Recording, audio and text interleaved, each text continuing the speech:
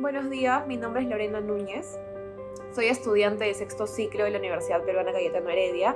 Estoy estudiando la carrera de química y el día de hoy les he traído un taller para poder compartir con ustedes acerca de las reacciones químicas y estructuras que pueden haber en la cocina.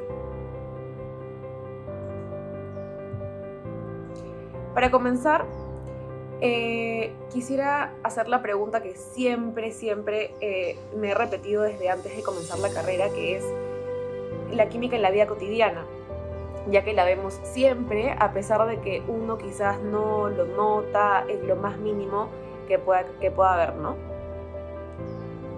Por ejemplo, en esta imagen podemos ver que alrededor del mundo tenemos muchas reacciones químicas que podemos encontrar en la vida cotidiana.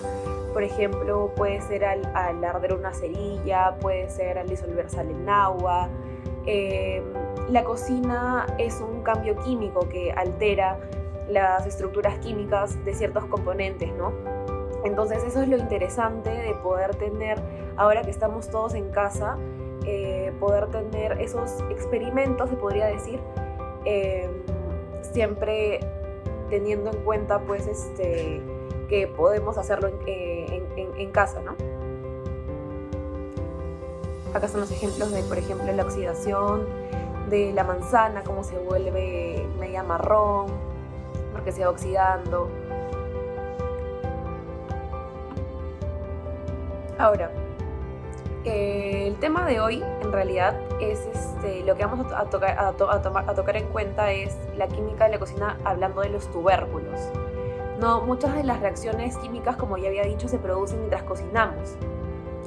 Y eso tiene una explicación científica que respalda el arte culinario, ¿no? Los chefs, y detenernos en ellas para poder desarrollar actitudes científicas, y estas pueden dar muy buenos resultados, ¿no? Hablando de los tubérculos,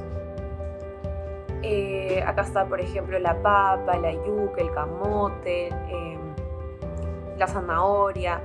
Entonces, hay una pregunta que me la hicieron, recuerdo, en una clase de química orgánica, que fue: ¿por qué creen que los tubérculos son duros? ¿O por qué cuando se cocinan se vuelven suaves? ¿Y cómo se explica químicamente las transformaciones que ocurren, ¿no? Entonces, si vemos un poco más allá y observamos las estructuras químicas, no solo del camote, sino de los tubérculos en general, los tejidos vegetales están hechos de células vegetales, y lo que más resalta de la célula vegetal, que nos han repetido siempre en las clases de ciencias, ha sido que estas poseen la pared celular. Entonces, la pared celular es la que le da resistencia o le da esa dureza, esa característica que destaca de los tubérculos. Entonces, sabe que estos compuestos por carbohidratos tales como la glucosa, la fibra dietética, etc., son cadenas de azúcares que son tan grandes que su área superficial es lo suficientemente grande como para otorgarle a estos vegetales que podemos ver aquí una consistencia sólida, como es en el caso del camote, ¿no?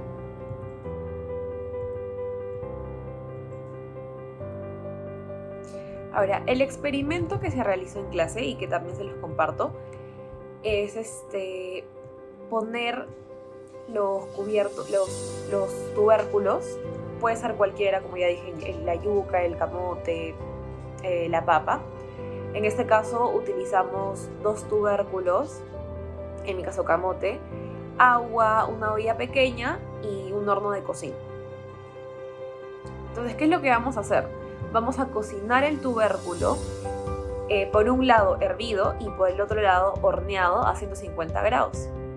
Entonces, como había mencionado antes, los tubérculos tienen la característica de poseer cadenas de glucosa muy grandes. Entonces, con el proceso de cocción, la molécula grande de almidón se va a fragmentar aleatoriamente. Se va a fragmentar y de esa forma van a aparecer azúcares más chiquitos, como los vamos a ver a continuación. Este va a ser el camote hervido y este va a ser el horneado. Acá están las estructuras químicas del camote, que es el almidón y la celulosa. Entonces, como ya había explicado antes, al momento de cocinarlos, estos azúcares, que son, en realidad es solamente una parte porque la cadena es mucho más larga, al momento de cocinarlos, esas estructuras se van a ir fragmentando y se van a convertir en disacáridos, monosacáridos. Entonces, normalmente cuando nosotros, por ejemplo, comemos el camote o la papa, la sentimos media dulcecita, sobre todo el camote, la sentimos media dulcecita. Entonces, esa dulzura que tiene el camote al momento de cocinarlo es gracias a que las estructuras, los carbohidratos, se fragmentan. Entonces, los monosacáridos son esos que le dan ese sabor, ¿no? ¿Y por qué acá estoy resaltando los OHs? Estoy resaltando los OHs, que son, los oxidrilos, en otras palabras, porque ellos también son los encargados de darles una rigidez a la estructura del camote. Mientras mayor temperatura tenemos, mayor es la hidrólisis, como ya dije, entonces esto se va a ir rompiendo y se va a ir fragmentando de manera aleatoria, ¿no? Ahora, hay una diferencia entre hornearlo y entre hervirlo, sí la hay. Ya sea de manera nutricional, ya sea de manera estructural, y también lo vamos a poder observar al momento de ver los resultados, si es que comparamos y hacemos el camote de manera horneada y hervida. En el proceso de horneado, cuando el camote es horneado, el almidón, como podemos ver acá, se vuelve más soluble en agua.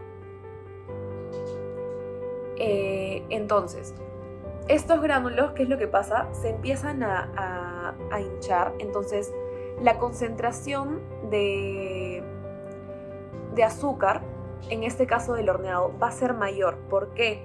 Porque al momento de hornearlo nosotros no estamos usando agua.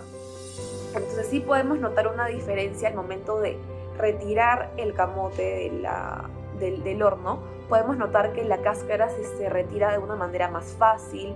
Podemos notar que el camote está como que más seco. Y en este caso, al momento de hervirlo, que podemos verlo aquí, como dice acá en la diapositiva, el medio de agua evita que se hidrolice todo el carbohidrato, todo el azúcar. Entonces, ¿eso qué significa? Que la concentración de azúcar, o que la concentración de azúcar va a ser menor en comparación con el horneado, porque eso es debido al proceso de gelatinización. No sé si alguna vez habrán dado cuenta que cuando sancochan una papa, sancochan camote o yuca, sale como un liquidito medio gelatinoso. A eso le llamamos gelatinización, donde los gránulos de almidón son insolubles al agua fría, entonces se calienta y empieza un proceso de absorción de agua. Entonces la concentración de glucosa va a ser mayor en el horneado porque se puede deshidratar durante el proceso térmico. En cambio, el agua en este caso, que está conteniendo el camote, se pierde. Entonces empiezan a aumentar los azúcares, pero el agua que está aquí, el medio de agua, evita que estos azúcares se fragmenten por completo, se fragmenten del todo. Entonces, al momento de comer, por ejemplo, un camote hervido y un camote horneado, ¿cuál va a ser más dulce? El más dulce sería el horneado. Y bueno, entre comillas saludable, porque así lo llaman también los nutricionistas, sería comer el camote hervido. Porque el camote hervido tiene la estructura de la glucosa, por así decirlo, intacta, porque no está fragmentado del todo, entonces por ende estás comiendo menos azúcar. Y así, por ejemplo, son experimentos interesantes que uno dirá que, bueno, el nutricionista lo dirá porque es mejor, porque no, pero no se sabe exactamente por qué. Entonces eso es lo interesante de conocer las estructuras, de conocer qué es lo que ocurre. Por ejemplo, en este caso es un ejemplo, ¿no? Lo que es el ejemplo de cocinar un camote. pero también ocurre con el proceso de la carne, también ocurre con el proceso de freír pollo, de cocinar verduras. Entonces, esa es la pregunta que les hacía, ¿no? Pero ¿por qué creen que los nutricionistas recomiendan comer tubérculos hervidos que horneados? Y es gracias a que los hervidos contienen menos cantidad de azúcar que los horneados. Acá está la tabla nutricional.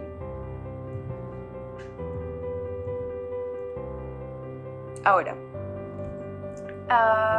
¿alguna vez han consumido manzana, uva, aceite de oliva? Y seguramente les han dicho, tienes que consumirlo, es muy importante, es bueno para tu salud, pero nunca te dicen el por qué, o uno quizás nunca ha investigado el por qué debemos consumir manzana, por qué debemos consumir tomate, etc. Porque normalmente es lo que te dicen, ¿no? Entonces uno hace lo que les dicen, pero no se sabe por qué. Eso es lo interesante de la ciencia, lo interesante de la química, que va más allá de lo que les dicen, ¿no? A ver, por ejemplo, ¿qué tienen en común estas estructuras? O sea, el tomate, la uva, el aceite de oliva. Por ejemplo, ese es el tomate. El tomate tiene esa estructura química que es el betacaroteno y el licopeno. Ahora, la uva y la manzana también tienen resveratrol, esa es la estructura química. Y el aceite de oliva tiene esa estructura química que son los aceites, los ácidos grasos. Ahora, ¿qué tienen en común esas estructuras? Si nos damos cuenta, las tres estructuras que he presentado en esta diapositiva tienen dobles enlaces y los tienen de manera conjugada. Acá está. ¿A qué me refiero con conjugada? Que tiene un doble enlace, un enlace simple, un doble enlace, un enlace simple. Entonces acá podemos ver en la estructura del tomate, igual en la estructura de la manzana, de la uva y también del ácido linoleico, ¿no? Entonces, bueno, eso es lo que me refería, que era un enlace conjugado. ¿Y por qué es tan importante consumir alimentos que contengan enlaces conjugados? Porque quizás alguna vez han escuchado hablar de los antioxidantes. Entonces, los antioxidantes son aquellos alimentos que contienen esas estructuras, el doble enlace conjugado. Entonces, ¿por qué es importante que una persona, para prevenir, por ejemplo, enfermedades o para estar bien de salud, tenga que consumir antioxidantes? ¿Qué es lo que ocurre en el cuerpo y qué es lo que hacen esas estructuras en el cuerpo para que tengan que ser saludables? Por ejemplo, los alimentos ricos en radicales libres son la comida chatarra, las hamburguesas, los embutidos, las carnes rojas. Entonces, estos alimentos son ricos en radicales libres. ¿Qué son los radicales libres? Por ejemplo, en esta diapositiva podemos observar a un átomo sano, que es aquel que tiene el octeto completo sin ningún electrón que le falte, y un radical libre es aquel que le falta un electrón. Entonces, ¿por qué es tan peligroso que las personas consumamos alimentos que tengan radicales libres? Porque si nosotros sabemos un poco de química, siempre nos han dicho que normalmente un átomo neutro debe tener todos sus electrones de octeto, ¿no? Entonces, si nos falta uno, ¿qué es lo que va a tender a hacer este átomo? Va a querer atraer su electrón que le falta. Entonces, eso es lo que sucede en el cuerpo. Cuando nosotros consumimos alimentos como las hamburguesas, como la comida chatarra, McDonald's, Kentucky, etc., estos alimentos nos proveen radicales libres y estos radicales libres nos van a afectar a la larga al cuerpo. Entonces, por ejemplo, en este caso podemos observar que al momento de consumir alimentos con antioxidantes, que son esos dobles enlaces, ¿qué pasa con el radical libre, que es este puntito?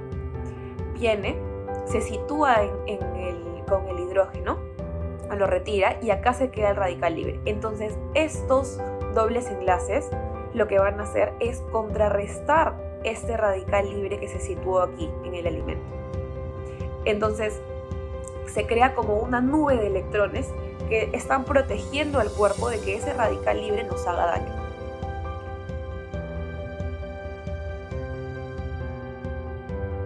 Ahora, una frase muy bonita que me gusta de Albert Einstein es que él decía siempre que la mente es igual que un paracaídas.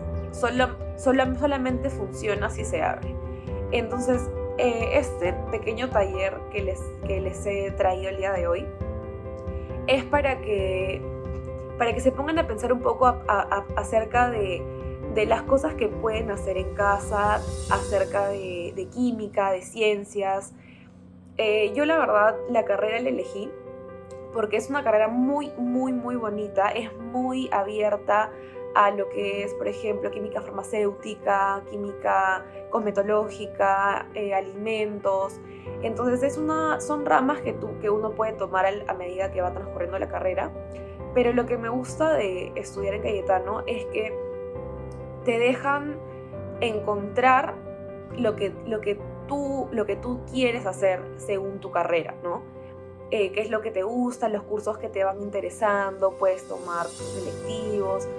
Entonces, estos cursos que he llevado en la universidad me han servido para entender muchas cosas de la vida cotidiana, como lo he explicado el día de hoy, que ha sido en el caso de la cocina, porque como dije, en esos tiempos que todos tenemos que estar en casa, no podemos estar en un laboratorio lamentablemente, pero hay cosas que puedes realizar en la cocina, puedes realizar mientras que cocinas, mientras que comes, te pones a pensar en lo que sucede en el cuerpo, en qué reacciones químicas podrías estar teniendo al momento de limpiar algo.